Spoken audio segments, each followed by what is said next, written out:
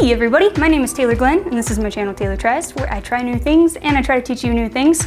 And today I'm going to try to teach you how to do back crosses or behind the back throws with 3 clubs. It looks like this.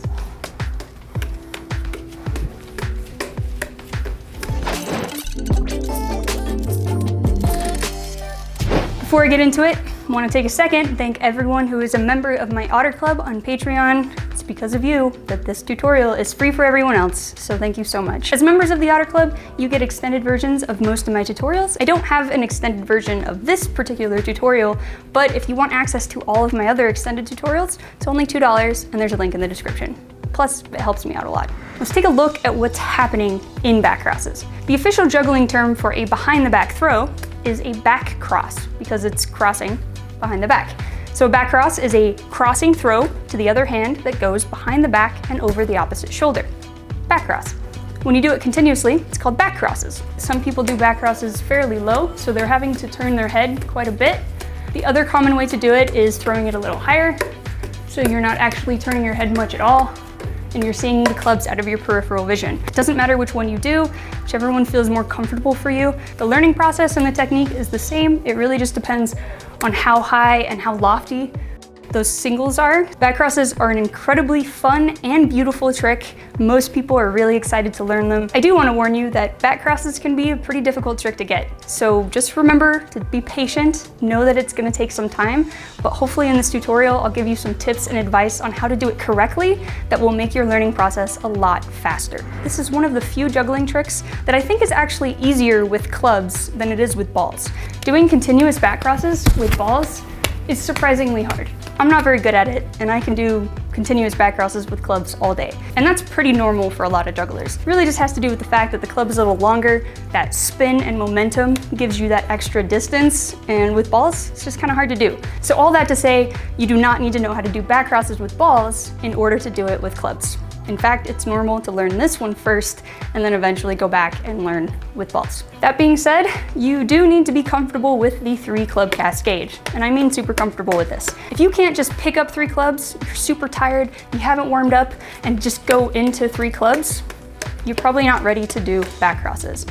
You need to be really, really comfortable with the 3 club cascade to the point where you don't even have to think about it. Then you can learn backcrosses.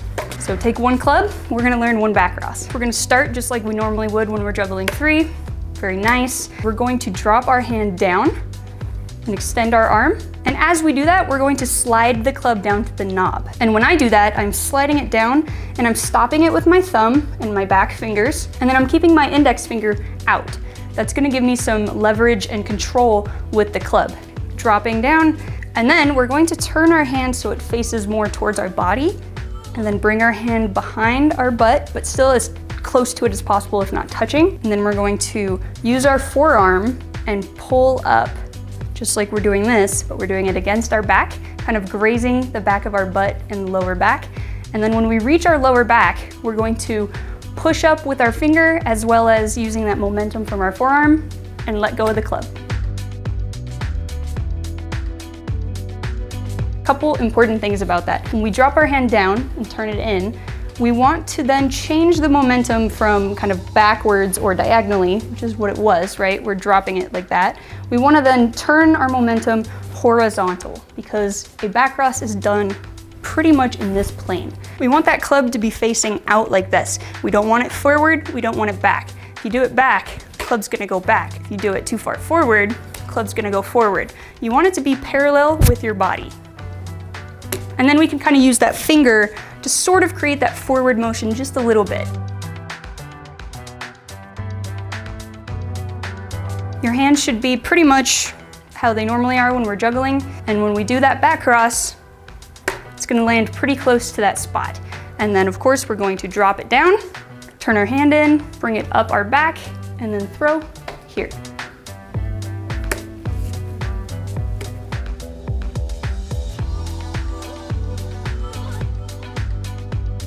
Another thing to keep in mind is you don't want to be using your shoulder. Some people will use their shoulder when they're doing backcrosses, especially if they don't slide the club down. I think it looks a lot worse. I think it's really bad for you. So get comfortable sliding that club down. And then what we want to do is ideally not move this shoulder at all and not even really move our elbow. Your elbow might come out a little bit and create that little bit of gap, but what we don't want to do is come out like this. We don't want monkey elbows doing that. Then we want to lift more with our forearm and kind of go up our back rather than lifting with our shoulder or our elbow. Now I will say, I'm not like the 100% best person at backcrosses. I can run them for a long time and I think that they look pretty good, but I do actually have a tendency sometimes to get a little wider with my elbows and kind of pull them out. So this is something I work on all the time. I want to keep that elbow in, create as small of a space here as possible, and use that forearm to get that momentum, not your shoulder or your elbow. The other thing I tend to think about is when I'm coming up my back, I want to be in that line with my spine. So I tend to just try to feel for sort of where my spine is and get maybe the back of my hand to that spot. That's ideally where you want to be letting go. The other thing you want to remember is when you're letting go, you want that hand facing up. You want that thumb up. You don't want to do a backcross like that. We want to have our thumb facing up, just like in normal juggling. So we want to do that with our backcrosses. So let's do it together. We drop our hand down, kind of turn it in. We'll come up our back, keeping our elbow kind of in line, and then push up over the other shoulder. And when we do that, keeping that club facing out, parallel with our body. So here, down, turn, up. Down, turn, up. And eventually you can get faster at this, especially that slide. You want to catch and then immediately slide into it. So we're here, catch, slide. So here you can also start paying attention to whether you're doing that turning head technique. The club is going to be a little lower. It's going to be a little closer to your shoulder. If you're doing the higher technique, you might want to start looking more up and use your peripheral vision. Whichever feels more comfortable to you, doesn't matter. Now, normally I cover troubleshooting at the end, and I'm still gonna kind of go over all of the common problems, but as we go, I'm gonna point out some common mistakes because you're probably making them. One of the most common things I see when people are doing just one backcross like this is they will lean to the side. So they'll lean into that shoulder and kind of try to do that. Very bad habit. One, doesn't look good. Two, it's gonna be hard to maintain a pattern that way. So when you do it, you wanna keep your body straight up. You wanna have good posture, and all we wanna move is that arm and our head, but like that. We wanna make the throw go where we want. We do not need to have the body do it. So really try to keep still, okay? The other common thing I see with this is they'll lean back because they think it creates space or something. You don't need to do that. There's plenty of space back there for you to throw. Keep your arm sort of in line with your body and then throw like that. Or we can have a tendency to bring our arm back too far and then try to swing forward. See how my arm went back and then forward? We don't want that, right? We want to come down and then come up parallel with our body against our back. The other thing that might be messing you up is if the club is going too far out that way, or if it's coming too far in this way. From what I can tell, that's usually caused by when you're releasing the club. So if you're letting go of the club too low, and especially if your wrist is too far out and you haven't brought it up yet, it's probably gonna go that way. If you're pulling your wrist back too much and maybe a little too high, the club is going to come back towards the same shoulder. The other thing to keep an eye on is not having the club go too far back or too far forward. Those are really common problems. If that's happening, you just have to find the right sort of balance with that finger. If you turn that finger just a little bit, when you push, it's gonna push it forward just a tad, and that will help, like that. If your finger's facing too far back, then you're probably gonna throw it a little more back. That finger is gonna help us control where the club goes this way. It's also gonna control the spin. So if it's overspinning, you might be putting a little too much flick on your wrist and on that finger. Or if it's underspinning, you might not be putting enough wrist or flick with that finger. It can be hard to find that balance point of what those fingers are doing and what your wrist is doing and what your arm is doing. Just break it down, take your time. Remember to try to use that forearm, that finger, and the club should spin pretty well on its own. You're not having to flick it, you're not having to lift a lot. It spins pretty well. You are using a little bit of that forearm and that finger to do it. I know that's a lot. Doing one club is hard. It's hard to get that form correct, but you really want to spend time working with one club so that you have that muscle memory solid before you start picking up more objects. Once you can do that comfortably with one club, pick up a second one. There are 3 exercises that I recommend with 2 clubs that I personally used when getting better at backcrosses. Okay, so the first one, we're gonna do a backcross and then a cascade throw with the other hand. So we're here, down, backcross, cascade.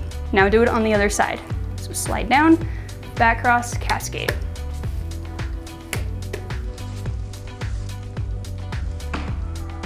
So the first thing I want to point out is where you're looking. When we're doing backcrosses, we're looking at the club as it's coming over our shoulder, but then right as we're about to catch, we look away to the other side because then we need to see the other throw. So we're not actually looking at the catch. So when we do 2, this is a good time to start getting in that habit. So we're here, we come down, look, and then look away. Look at the other club when you throw it. So unless you're doing that method where you look a little more up and use your peripheral vision, in which case get comfortable sort of doing that.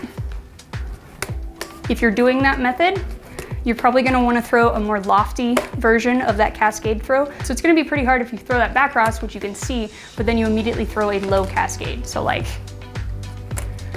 you're not gonna be able to see that club. So a good rule of thumb, wherever that backcross is peaking, however high it's going, you want your cascade throw to go as high as that. So if I do a high one, I need to do a high cascade. If I do low. Other really important thing I want to point out here is that cascade throw, where you're throwing it. You need to throw it just like a cascade, so it needs to cross in the middle of your body. What I don't want you to do is do that backcross and then immediately throw that cascade throw towards the backcross, which is a common habit. So we don't want to go like this. We want to keep that cascade throw from starting position, throwing across our body. And that can be hard because we're throwing a cascade and then moving our hand to go catch the backcross. But you're not really moving it that much. You're not having to but the more accurate that backcross is, you're not having to move that hand very much, and that's the goal. But I really want you to pay attention to throwing that second throw across your body. The other thing to pay attention to is your timing. It should be just like a cascade where we want to kind of wait for that club to come down before we throw the next one. So be careful not to throw your backcross and then immediately throw that cascade like that. You don't want to be catching them at the same time. It should feel like a cascade. So 1, 2, 1, 2.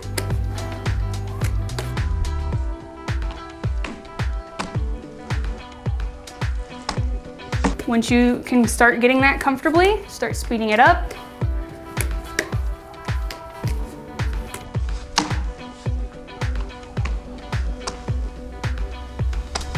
Okay, so the next exercise, instead of doing backcross cascade, we're gonna go cascade backcross, okay? So 1, 2, cascade backcross. And you can start moving that backcross hand down as you're throwing the cascade throw, but don't do it before. Don't start here and then go like that. That's cheating. As you start throwing this, they should inverse.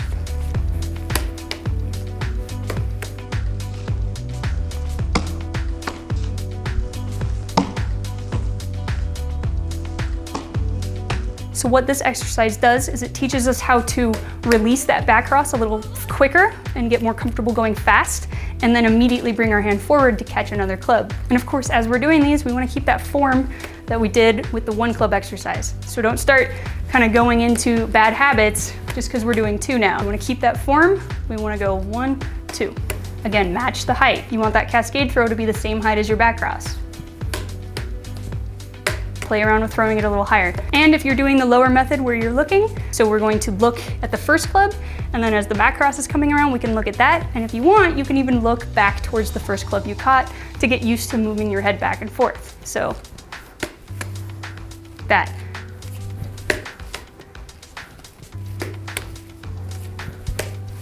Once you feel comfortable doing this pretty quickly back and forth,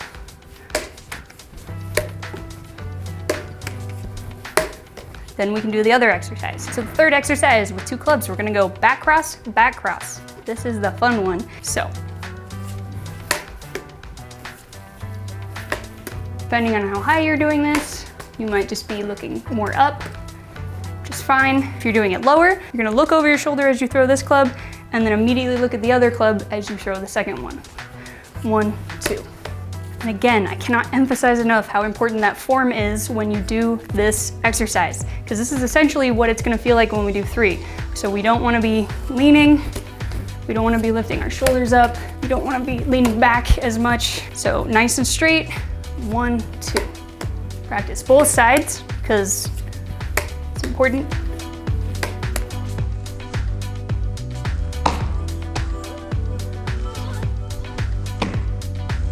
Do this one a lot, so much. Once you feel comfortable with all 3 of those, and when I say comfortable, I would say you can do them in a row without dropping a bunch, you know, like a good handful. Doesn't have to be 100 catches, but just feel like you can do it consistently a few times, and then we can start learning 3 club exercises.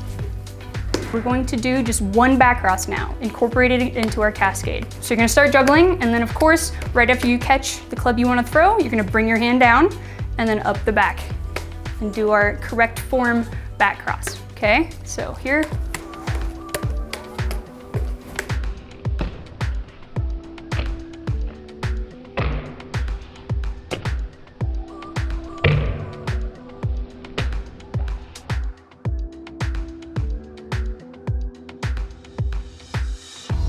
One of the things I think that can help with this is normally we might be juggling a little fast.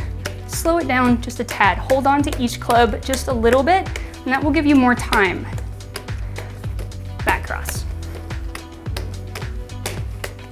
Okay, so what I recommend is throwing one with one hand every so often.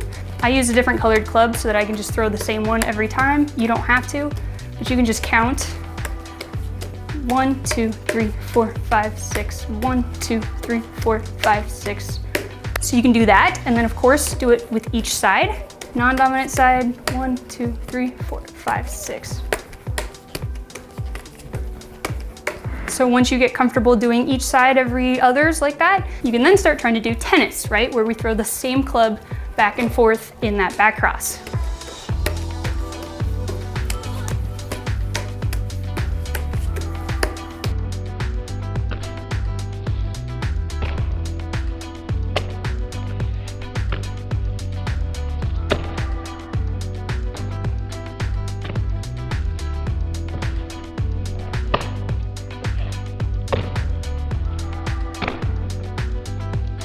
That one can be a little tough. It's okay if you're still having a hard time with each hand. We can also work on just one hand continuously. So you can do your dominant hand and just do every throw with that hand as a backcross. Now that's really helpful for learning again that habit of throwing that cascade throw the correct way. What we don't want to do is have our body sort of turn because that middle throw is too far in. And of course, practice on the other side as well. Okay, so the next exercise you can do is to do 2 backcrosses in a row, just like that 2 club exercise. Backcross, backcross. Just like that. And then you can go back to a cascade. You can try again. Go back.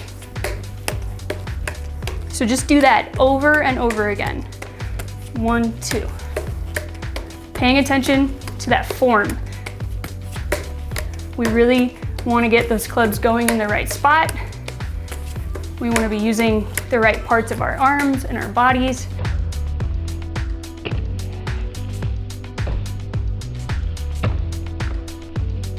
Backcross is not a trick that you just want to rush and like get as many as you can, but it looks terrible. I mean, you can do that, you can do whatever you want, but it's going to make it harder to maintain. It's also going to make it harder to learn tricks like reverse backcrosses.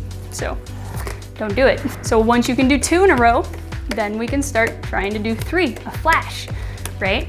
So 1, 2, 3. And then just go back into the cascade. Boom. You can just do that over and over again. 1, 2, 3, and then back to the cascade. Then 1, 2, 3, and back into the cascade. And then from there, it's pretty self-explanatory.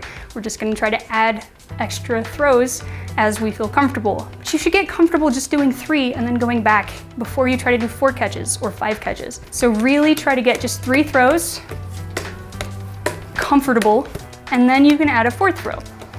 1, 2, 3, 4. And from there you just add more and more throws as you get better. 1, 2, 3, 4, 5. Eventually, you can just run it.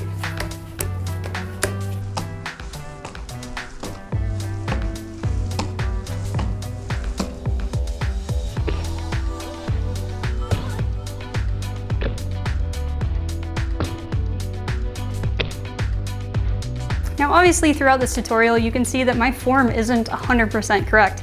I'm human, backcrosses are hard, and so there are times where maybe I lift my elbow a little too much or the club comes a little too far out. You know, that's gonna happen, but as you get more comfortable with it, most of the throws are gonna be accurate, and that's the goal. I still to this day work on those 2 and 3 club exercises just to make sure that my form is getting better every day. So I covered a lot of the troubleshooting and mistakes that you're probably making throughout the tutorial, but just to wrap them all up, here are the things I really want you not to do. It's very important not to drop our hand and come out from our body and then try to come back, because when we do that, the club's gonna go way forward, or you're even just gonna throw it back and it's not gonna work. Other common problem, of course, leaning one side or the other. It's very common, especially if you're just working on one side. Body straight, up, boom. Do not lean. Please don't lean with it. Unless you're like trying to like create a cool aesthetic, which is fine, but it should be intentional. Other thing, of course, we don't want our hand too far that way, as well as our elbow too far out. Try to throw a back cross too far out, you're probably gonna hit yourself in the head. So if you're hitting yourself in the head, bring your arm in more. Try to go more on the other shoulder and less out. Other common problem is throwing too far back or too far forward. If that's happening, again, I think it has a lot to do with your wrist placement and that finger. So you wanna turn it enough, but not too far. You wanna use that finger to sort of push the club up and more over that shoulder. If your club is too low, that's my computer, it's fine. If your club is being thrown too low or underspun, you're probably releasing a little too early. Why do I keep doing that? And again, you wanna lift with that forearm. That's gonna give you some height, and you wanna flip with your wrist just a little bit. We don't wanna keep our wrist straight, because then we're gonna throw it flat. But we also don't want to flip it too much. So we wanna use our forearm and our wrist, that finger specifically, and push it up just a little bit. If you're overspinning it, you're probably using a little too much wrist and too much of that finger. And if it's coming too far that way, you might be holding on to it a little too long. Again, you gotta find that sweet spot. We don't wanna let go here, because then it's gonna go up and it might hit us in the head. We also don't want to let go here, because then it's going to go out. So you want to pull up and release at that sweet spot, which is hard to find. Keep playing with it, especially with one club. If you work on all those other things, this really shouldn't be a big problem, but I remember having this issue a lot where I felt really rushed. Like I didn't have enough time to complete my back cross before catching the next club. A, you probably gotta get faster at just doing your back cross, more comfortable with it without thinking. And then B, keep your cascade nice and wide, nice and slow, making them even a little higher. Hold on to those clubs as long as possible. We don't wanna be fast like this. We wanna slow it down because it's gonna give us more time to complete the back cross and catch the other club. Another common problem I see, especially if you're just working on one side, is you start to turn with the pattern. That can be a pretty fun trick if done intentionally. We don't want that to be a habit that we get into unintentionally. If that is happening, it's because your cascade throw is too far on the inside. You gotta cross it across your body, get it to where you need it, and then you won't be turning with it. The other common problem I remember personally having that was really tough for me was catching the back cross too high and then not coming down enough. Like coming up here and then trying to sort of go straight into this back cross up here.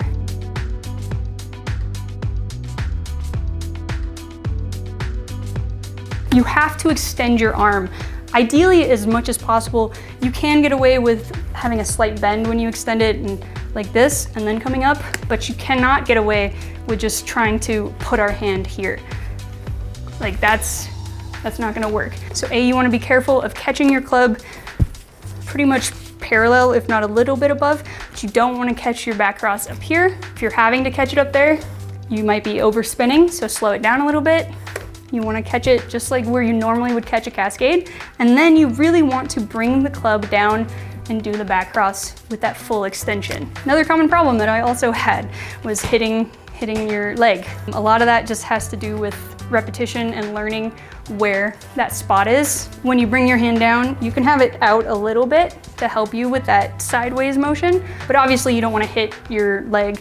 And you also want to be careful not to be afraid of that so much that you end up going out. We're not Wolverine. We want to bring it down and then go sideways.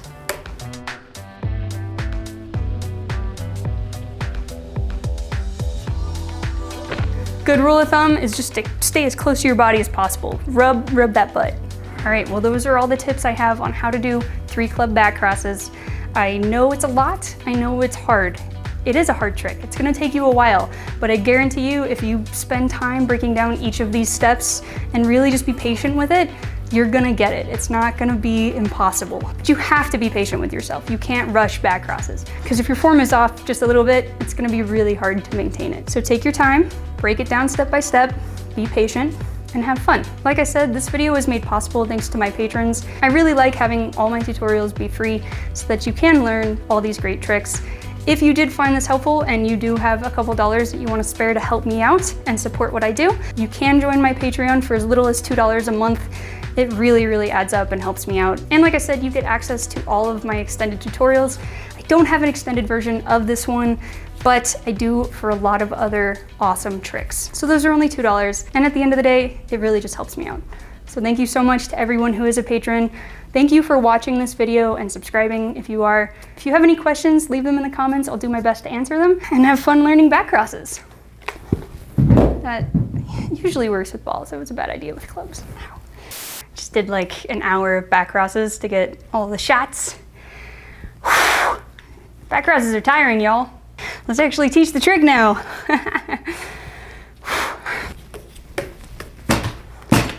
There's a chair here, that didn't count. Get out of the way. I also want to note that some people do back crosses pretty low. There's a desk there.